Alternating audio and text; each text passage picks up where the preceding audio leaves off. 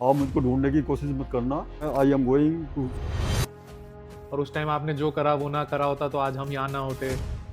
IIT Roorkee में मेरी salary मात्र 3 रुपीज़ पर डे से भी कम की सैलरी होती थी बाबू की। कोई ऐसी चीज जो आप अपने पिताजी से, कोई बात जो आप कभी कह नहीं पाए और आपको आई कांट आई कांट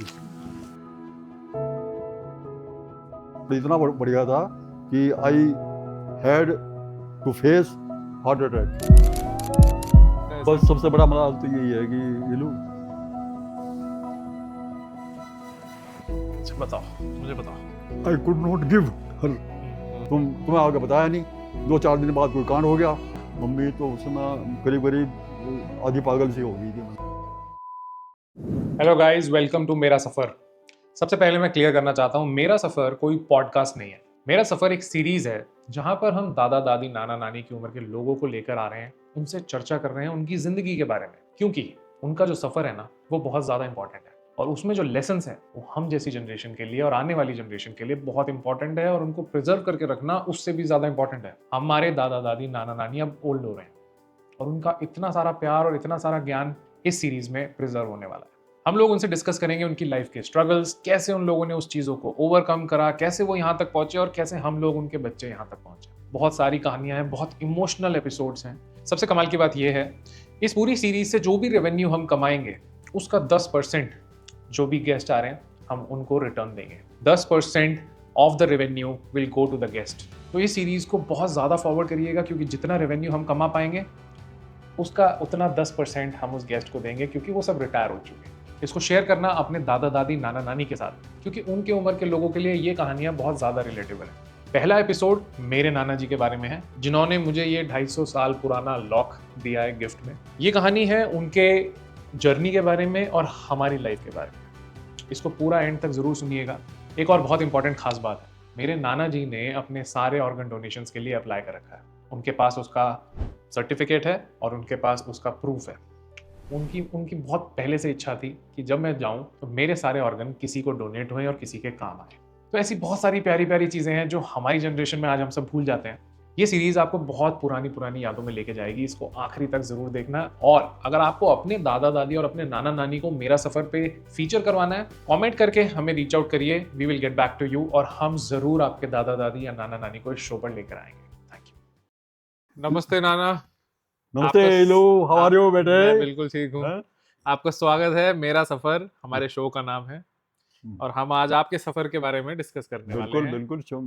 अपने सफर के बारे में शुरुआत करें, बताएं कहाँ हाँ से शुरू हुआ था ये? हाँ, मेरा सफ़र हुआ था 6 अक्टूबर 1942 हाँ। का दिन, गांव लछेड़ा, वहाँ मेरा जन्म हुआ था। आज हम कुछ ऐसी चर्चा करेंगे। बहुत टाइम से मेरे माइंड में था ये, जब से मैंने पॉडकास्ट करने शुरू करे थे, कि हमें सबके कहानियाँ पता होनी चाहिए और खासकर से जो हमारे नाना नानी है, दादा दादी हैं, सबका पता होना चाहिए। तो इस राइट सीरीज का नाम है मेरा सफर, आपका सफर। जैसे हर इंसान का सफर ना एक किताब की तरह होता है। राइट। आपकी कितनी कहानियां लिखी गई हैं और उस टाइम आपने जो करा वो ना करा होता तो आज हम यहाँ ना होते, आप ना होते तो हम ना होते। बहुत सारी चीजें कनेक्टेड हैं। और मेरी लाइफ में कई ऐसे टर्न भी आए हैं। मैं जो हूँ 10th क्लास में, जिस समय फर्स्ट डिवीज़न से पास किया, और 11वीं में जब मैं इस स्कूल में क्लास अटेंड करने गया रुड़की में DAV कॉलेज में, हमारे क्लास टीचर ने मुझसे कहा, बाबू ओम प्रकाश, आपकी तो फीस ही जमा नहीं हुई, आपका तो नाम कट गया, आप स्कूल नहीं आ सकते। तो मैं इतना उस टाइम पे नर्वस, होपलेस अपनी लाइफ से सोच लिया था कि अब जीना ही बेकार है। बड़े भाई के पास गया, वहाँ से भी जवाब मिल गया, अभी मेरे पास पैसे नहीं। घर पे आ गए। पिताजी की हालत बड़ी कमज़ोर थी, क्योंकि उनको भी सैलरी बहुत कम मिलती थी, तो इसलिए हम पाँच सात भाई बहन थे, तो वो भी बड़ी मुश्किल से काम चला रहे थे। तो 2 महीने के करीब में हाई स्कूल में फर्स्ट डिवीज़न साइंस साइड से होते हुए, मैथ्स में डिस्टिंक्शन, इंग्लिश में 70%, क्लास में हमेशा टॉपर रहा, कोई किसी तरह का ऐब नहीं, कुछ नहीं। और ये सोच के कि मैंने कहा, जब इतनी मेहनत करने के बाद, फर्स्ट डिवीज़न आने के बाद भी पढ़ाई नहीं हो रही है तो क्या किया जाए। लेकिन यह है कि बस बहुत हिम्मत बांध के किसी तरह से मैंने जो है सोचा कि चलो प्राइवेट करेंगे भाई, पढ़ाई तो करनी है। तो पुरानी किताबें ला के अपना पढ़ाई शुरू कर दी मैंने प्राइवेट रूप में। लेकिन लकीली किस्मत की बात है कि ऊपर वाले ने अपने आप ही देखा कि भाई ये बच्चा जो है इतना होशियार होते हुए भी इसकी चूँकि फाइनेंशियल पोजीशन बहुत टाइट है, ख़राब है, तो उसने ऊपर से अपने आप ही सहारा दिया और मुझे सितंबर-अक्टूबर में आईआईटी रुड़की में क्लर्क के पोस्ट पर ऑफ़र मिल गया। क्योंकि उन दिनों ख़ास तौर से मैथ्स साइड के बच्चों की बहुत डिमांड थी और वो मिल नहीं पाते थे। तो मुझे वहाँ पे जॉब मिल गया, क्योंकि बड़े भाई भी आईआईटी में सर्विस करते थे। उन्होंने भी कोशिश की, तो मैंने वो जॉब जॉइन किया 1958 में एक क्लर्क के पद पर। तुम्हें ताज्जुब होगा इलू कि उस समय मेरी सैलरी मात्र 85 रुपीज़ पर मंथ थी। बाप 3 रुपीज़ पर डे से भी कम की सैलरी होती थी बाबू की। मतलब वो सबसे ज़्यादा सैलरी होती थी, इससे तो मतलब ज़्यादा होती थी नहीं थी। बाबू का सरकारी जॉब था। ये 58 की बात है, जॉब शुरू किया। रे। आपकी और शादी हो गई थी तब? शादी तो करीब 66 में, 66 में। 1966 में। ये लोग तुम्हें ये और भी ज़्यादा ताज्जुब होगा कि उस टाइम पर कितना सस्ता माहौल था कि एक टाइम का खाना सिर्फ 50 पैसे, 50 पैसा फुल। एक दाल भी, एक सब्जी भी, भरपेट रोटी, अचार, चटनी वगैरह सब कुछ। पूरे महीने का दोनों टाइम का खाना का खर्चा सिर्फ 15 रुपये महीना होता था। आज के टाइम पे तो 15 रुपये में आप चाय, खाली चाय भी नहीं पी सकते। चाय भी नहीं मिलती। नाश्ते की तो बात छोड़ दो। कोई ऐसी चीज़ जो आप अपने पिताजी से, कोई बात जो आप कभी कह नहीं पाए और आपको लगता है कि काश मैंने उन्हें कहा होता? मैं उनकी इतनी रिस्पेक्ट करता था, इतना प्यार करता था, लेकिन वो बहुत कम बोलते थे। और उसके उसके अलावा जो है वो खुल के, जैसा मैं खुल के नहीं बात कर पाता, वो भी ऐसे ही थे। तो हम दोनों के बीच की बातें दिल में समझते थे इस बात को कि भाई ओम प्रकाश मुझे बहुत लाइक करता है, बहुत प्यार करता है, बहुत इज्जत देता है, लेकिन मैं इसके लिए कुछ नहीं कर पाया। मतलब कि हाई स्कूल के बाद ये भी घर पे बैठ गया था। मुझे देख कर कभी कभी उनकी आंखों में आंसू आ जाते थे, और मेरे भी, क्योंकि मैं भी देखता था कि उनकी लाइफ कितनी फाइनेंशियल टाइट है। उनके भी बस का है नहीं, मजबूरी है उनकी। आपने उन्हें खुल के ये बोला कभी कि आई लव यू, या पापा I miss you, I love you, ऐसे कुछ बात हुई कभी? तू तार में बात होती थी, माँ को भी तू से बात करते थे। चाचा तू मेरे लिए ये लाइए वो लाइए। तो वो टाइम, लेकिन प्यार का जैसे मतलब एक असली टाइम अगर देखा जाए, असली प्यार वही था। हाँ। आपस में तू तार से बात करना, चाचा तू कहाँ जा रहा, माँ तू क्या कर रही। यहाँ तक ये हुआ कि 2-3 दफ़े मान लिया मैंने कुछ गलती कर दी या गलत काम हो गया, तो उन्होंने खूब पिटाई भी की, डंडों से अच्छी तरह से मारा भी है। तो लेकिन बाद में जो है उन्होंने रियलाइज़ किया इस बात को। ऐसी बात नहीं कह पाते थे कि भाई आई लव यू, या ये चलता तो नहीं था उस समय। लोग, अगर मैं 2-3 बातें मैं और बता दूँ तो तुम शायद यकीन नहीं करना कि बताओ। मैं वो बहुत हूँ। सारी ऐसी चीजें हैं जो हाँ, हम मैं भी जो नहीं बात कर हूँ, पाए। जिस समय मेरा रिश्ता हो गया था, 66 की बात है, तो हमारे और जो हमारे बड़े साले हैं, उनमें और हम में कुछ गलतफ़हमी हो गई थी। उनको ये लग रहा था कि वो चाह रहे थे शादी जल्दी करना।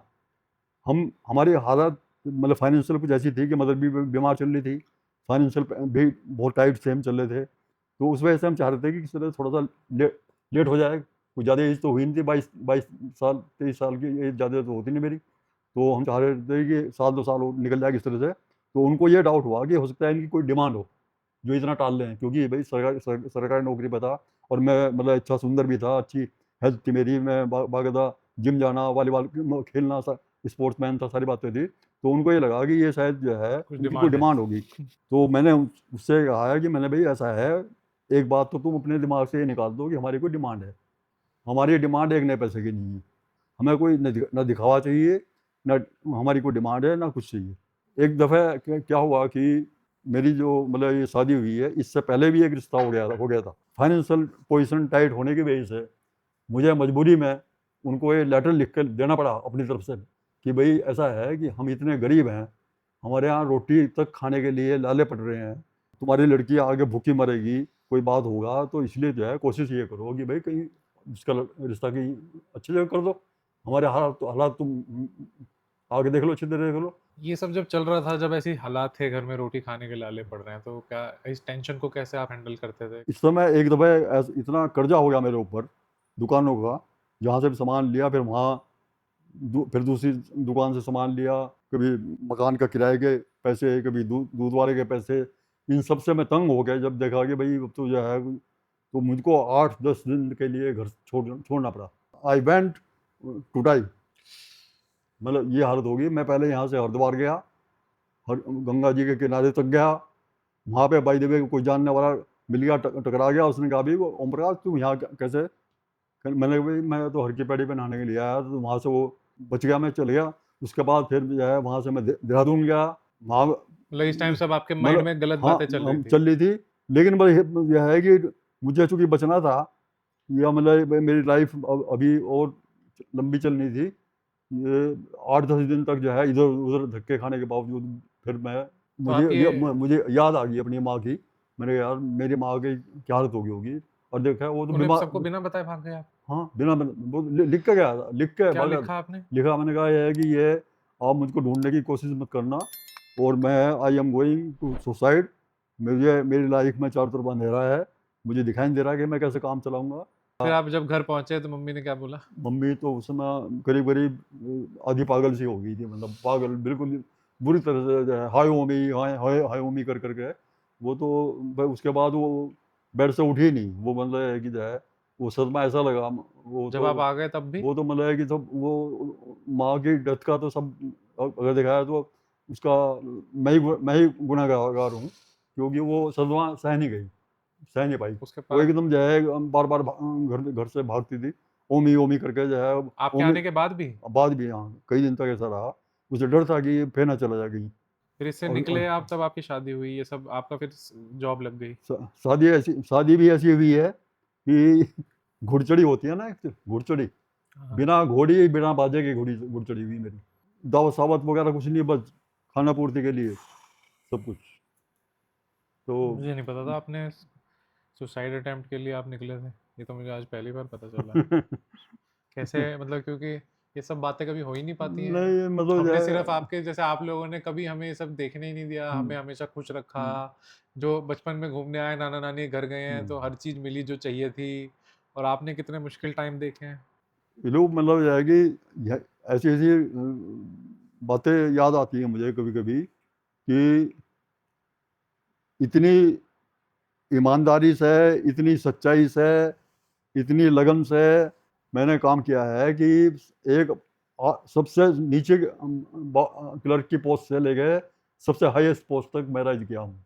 सीनियर सुपरिटेंडेंट की पोस्ट के अलावा भी मुझे 1 साल का काम बीच में असिस्टेंट फाइनेंस ऑफिसर का मिला मिला था। और वो डबल काम पढ़ने की वजह से वर्कलोड इतना बढ़ गया था कि I had to face heart attack. उस बीच बीच में मुझे हार्ट मुझे अटैक याद अटैक है। भी आ गया था। वर्क ऑफिसर, स्ट्रेस से हुआ था ये? हाँ, और अटैक पड़ने के बावजूद भी मैंने दूसरे से कहा, मैंने भी तुम ऑफिस का काम संभाल लेना, मीटिंग चल रही है और मेरी तो हालत कुछ ठीक नहीं है। और मैंने उस अटैक पड़ने के बावजूद भी अपना स्कूटर स्टार्ट किया, किक मारी, और सीलकुंज में घर पे आया, और आके जो है जूते निकाले, जुराब निकाल के, जुराब भी निकाल पाया था, मैं लेट गया। तो वाइफ ने देखा, एकदम जो है वो डर गई, क्या बात है, क्या नहीं है, इसे क्या हुआ। तब मैंने बताया धीरे से, मैंने भी मेरी तो तबीयत कुछ ठीक नहीं है। फिर वो तुरंत जो है फिर एम्बुलेंस मंगाई या रिक्शा मंगाई, जैसे भी हुआ। मुझे तो मैं तो करीब करीब अचेत सा हो गया था और आप स्कूटर हॉस्पिटल। चला के आए हो ये सबसे पहले? हाँ, ताजुब करा लोगों ने इस बात को कमाल वहाँ है यार, तक। क्या। और उसके बाद फिर हम रिक्शा से गए हॉस्पिटल, और वहाँ से फिर डॉक्टर भार्गव के यहाँ ट्रीटमेंट चला। बहुत मुश्किल मुश्किल टाइम आपने देखे हैं। तो इस तरह की लाइफ में जी रहा हूँ कि ये मैं जानता हूँ कि मैं बहुत बहुत ज़्यादा खुश नसीब हूँ। I am very lucky. We I are very lucky समझे। कि आप हमारे नाना हो। कोई नाना ऐसी चीज बताओ जैसे आपको अगर ऐसा लगता हो कि मम्मी की किसी चीज का आपको मलाल हो कि शादी जल्दी करा दी, या बच्चे बाहर, लड़का कनाडा क्यों चला गया, कोई चीज कभी आपको मिस हुई हो? हाँ ये भी है। बड़े बेटे पिंटू की जो है काम ही चल रहा था। हमसे सलाह करी कि डैडी यहाँ तो जो है रहते हुए काम चलने का, और इच्छा ना होते हुए भी वो, और हमारी भी इच्छा ना होते हुए भी मजबूरी थी। पहले कुवैत गया, फिर कनाडा गया, तो वो जो है उसकी मतलब इस चीज का मलाल है आपको इसका कभी? इसका बहुत मलाल है। अगर वो यहाँ रहता है और ही लाइफ होती। ऐसी ही हमारी लड़की है बेबी, उस टाइम पे बिल्कुल भी सोचा ही नहीं था कि इसकी शादी करनी है, क्योंकि इसकी एज भी हार्डली 20 साल की भी नहीं हुई थी। और तभी जो है बड़ा बेटा भी जो है बीटेक फाइनल में था, कोई था ही नहीं मतलब है कि शादी के बारे में सोचने का। लेकिन अदरवाइज आप जब मम्मी गई तो हम्म, आप कैसे सेटल किया आपने उस चीज के साथ, जब घर से लड़की चली जाती है? वो तो मैं जानता हूँ। काफी मुश्किल हुई होगी। क्योंकि आप फ्रूट्स काट के देना मम्मी को। I can't dis- अरे I can't dis- ठीक है, नहीं करेंगे बात। मुझे पता है आप कितना प्यार करते हो मम्मी से और मम्मी आपसे। सबसे पहले ये बताओ कि जब success पिंटू मामा बाहर गए, फिर आप भी कनाडा घूम के आए, फिर आपने कभी उनको बोला कि आप इंडिया आ जाओ? आपका मन करता था कि वो यहीं रहें, क्योंकि आप बड़ा बेटा घर से जॉब की प्रॉब्लम बहुत ज़्यादा थी इंडिया के अंदर जो है इंजीनियर्स हाँ, लेकिन उसकी बहुत इच्छा थी कि मम्मी डैडी आप ही सेटल कनाडा हो आ जाओ। हमारी तरफ से कुछ ढील रही इस मामले में। और जब जो है बिल्कुल हमारा टाइम हो गया वापसी आने का, उसके बाद हमने चाहा भी, लेकिन फिर भी हम जो है वापस आ ही गए मन मान के मार के। इच्छा तो थी हमारी भाई लेकिन एक इतना नया देश में बर्फ इतनी ज्यादा नहीं मतलब हम जो है वहाँ पर, क्योंकि हमारा वहाँ मन नहीं लगा। मन नहीं हमारी मतलब कि कई प्रॉब्लम आ रही थी, हेल्थ भी डाउन हो गई थी, हम्म। तो वहाँ हमारे बस का वहाँ रहना था नहीं। अब आते हैं नानी पे। नानी की तो बात ही नहीं हुई, सबसे इम्पोर्टेंट पार्ट आपकी लाइफ का। कभी कोई ऐसी चीज जो आपने आपके मन में था, लेकिन घर की तंगी में, पैसों की तंगी में आप नानी को दे नहीं पाए, कोई गिफ्ट या कोई चीज? कभी आपको मलाल है किसी चीज का ऐसा? बस सबसे बड़ा मलाल तो यही है कि ये लो, बताओ, मुझे बताओ। आई could not give her hmm. Even a silver चल्ला। आई आपने बहुत कुछ दिया, कुछ नहीं होता सिल्वर छल्ले से। आपने और बहुत कुछ दिया है ना? ये सब तो नहीं सिल्वर छल्ला नहीं दुनिया का बनाया हुआ है। नहीं आप नहीं खुद ही सोने के हो। नहीं, you asked for your nani, hmm. Really I could not do nothing for her, nothing, and she made my house the all in all. देखो कितना प्यार है। वैसे आप लड़ते झगड़ते रहते हो। अभी मैं नानी को लाऊंगा तो अभी नानी कुछ बोलेंगे, आप कुछ बोलोगे, फिर तू मैं हो जाती है। वो अलग लेकिन है। प्यार वो कितना है तो देखो। नहीं, तो मैं वो मैं कह रहा हूँ, प्यार देखो कितना है। वो नोक झोंक है, वो तो मैं भी नहीं, कुछ नोक नहीं है झोंक है सिल्वर गोल्ड, आप वो। खुद ही, आपका दिल गोल्ड का अब है। ये देखो आपने नानी को, मतलब नानी को एक गोल्ड का इंसान मिला है, और सबसे बड़ा गिफ्ट है नानी के लिए। भले ही हम नोक झोंक करते रहते हो, लेकिन एक दिन के लिए भी अगर एक घंटा भी, आध घंटा भी लेट हो जाती है, मान ली बाजार गई भी है या कहीं और, मैं एकदम परेशान हो जाता हूँ हमने यार। वो जैसे ही तो कहीं निकलेंगी, दूर होएंगी, तो आपको याद हाँ आने लग हाँ हाँ जाएगी। एकदम। और वैसे साथ बैठे हुए नहीं। हाँ ये तो हर घर की कहानी है इंडिया में। बट ये प्यार बहुत ज्यादा होता है इसके पीछे ना। खुद के लिए आप बताओ, आप कितना समय अपने को दे पाए? आप जिम्मेदारियों में ही फंस गए फिर कुछ टाइम बाद? जो मेरी एक खास बात है और अच्छी बात है, हम्म। मैं अपने डेली रूटीन में बहुत रेगुलर हूँ। हाँ, ये हमें सबको पता है। आप एक मिसाल हो इस मामले मैं में। उसमें समझौता नहीं करता। मैं पिछले 30 साल से डेली योगा करता हूँ। 30 साल से? 30 ईयर्स आफ्टर हार्ट हाँ। अटैक के बाद की बात है, 30 साल से। अब तो खैर एज निकल गई। स्विमिंग, एक घंटों घंटों स्विमिंग करना, नहर जो है पता मुझे। उसको डबल पार करना, इधर से उधर, उधर से इधर, कंटिन्यूस लगातार। जिम जाना, जिम में वेट लिफ्टिंग करना, तो आपके स्ट्रेस बस्टिंग ये थे सारे आपके हॉबी? वॉलीबॉल खेलना। वाह। और इसका मुझे ये इनाम मिला है कि मैं 25-30 साल तक स्पोर्ट्स में? लगातार स्पोर्ट्स का काम मिला है। और इस स्पोर्ट्स ने मुझको बाकायदा एक ब्लेजर गिफ्ट में दिया हुआ है। रिटायरमेंट के बाद फिर दोबारा भी उन्होंने कहा था कि भाई तुम फिर आ जाओ, लेकिन बाय द वे मेरे स्कूल चला टाइम पे मेरे हाँ, उंगली जो है फ्रैक्चर हो गया था, तो मुझे वो छोड़ना पड़ा। एक बात और बता दूं मैं बताओ। अपनी, मैं 2-3 चीज़ को बहुत फॉलो करता हूँ। जैसे? एक तो यह है कि हमेशा सच बोलो। हाँ। सच बोलने से बहुत फायदे हैं। सच बोलने से फायदा है कि आपके बहानेबाजी खत्म हो जाएगी। अगर आपने एक झूठ बोल दिया तो आपको उसके 100 जोड़ने बहाने, पड़ते हैं। हाँ, 100 दफे झूठ बोलना पड़ेगा और 100 बहाने बनाने 100 पड़ेंगे। बहाने बनाने। अगर आपने जो है सूरज को कहा कि ये सूरज है, तो वो सूरज ही रहेगा। हाँ। आपको झूठ नहीं बोलना पड़ेगा। हाँ। तो सच बोलें, ईमानदार रहें, पंक्चुअल बहुत मायने रखता है। इसको वैसे ही छोड़ जाए।